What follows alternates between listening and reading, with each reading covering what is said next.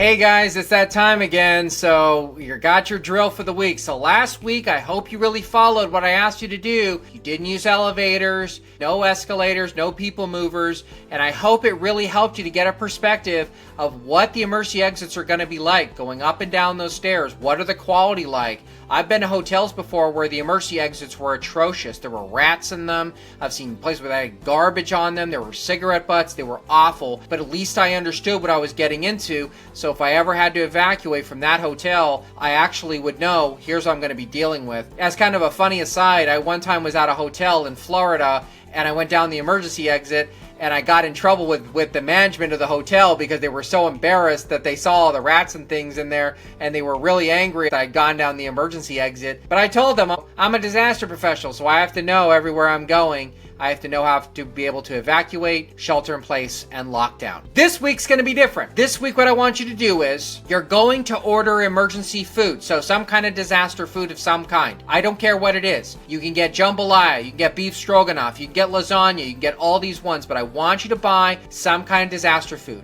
And here's what I'd like you to do. Don't buy one of them, buy two of them. Why would I want you to buy two of them? I want you to buy two of them because I want you to eat one of them right away. So one of the things that is important that I talked about originally in the physical side when we were talking about long-term was the amount of food. The next obvious question a lot of times people ask me is how much food should I actually have in there? And the answer is you should have enough for probably about a week or so. You don't have to have a ton of food because what it does is it takes up a lot of room in there and it becomes really difficult because it displaces so much other room. And a lot of these disaster foods, they are extremely high in calories. And so what I want you to do is limit the amount of disaster food in there to enough for about a week and make sure it is food that you actually like. How do you know if you like it? Well, you have to taste it. So this is dried apples that I got from a company that sells disaster food. And this, of course, is a real apple. They do not taste the same. But one of the things that I will do is, since I can't take this in my disaster kit, I want to make sure if I'm going to have this, that I know exactly what it is going to taste like. So what I want you to do is I want you to buy something that you really like. Try it out. So if you like beef stroganoff, go to a company and get one. They have all kinds of things. They have like things for burgers, they have oatmeal, they have lots of stuff. And whatever you order, all I ask is you get two of them so you actually try it. And I really mean this. Look me right in the eye. Make sure you know what you are having. For example, if you cannot eat food with gluten in it,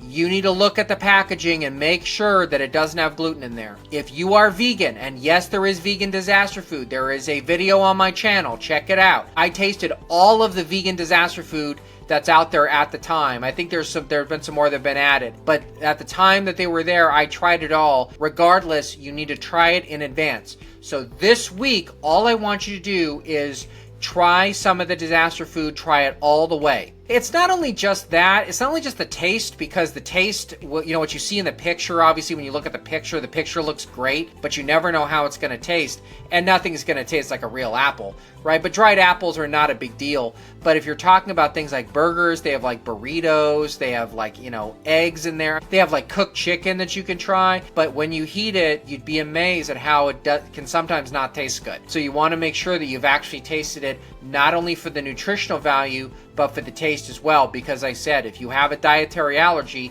the last thing you want is getting ill. The final consideration with food is you need to recognize the impact it will have on your body. When I have eaten a lot of disaster food, and I have done it, I've probably eaten more disaster food in one particular day when I reviewed a bunch of them than you probably will ever eat in your lifetime. And the next day I felt so bad, I literally couldn't go to work. So I had to stay home because what had happened was the food had so many calories in it and it had so many things in it that makes you really bloated. In fact, I have a video coming out where I ate disaster food for 30 straight days from this one company, and I couldn't believe how bloated it made me. That's what it can do to your body as well. So you need to make sure that when you're tasting it, hey, tastes fine. Hey, it's perfect for my dietary needs. But the next day it's like, ooh, I got a stomach ache, or wow, it has too many calories in it. That's something we need to know now, because if we can figure that out, that helps us to ensure that when we're in a disaster, when things are not around, that we have food that we like, that tastes good, that fits our dietary restrictions, and most importantly, doesn't make us sick.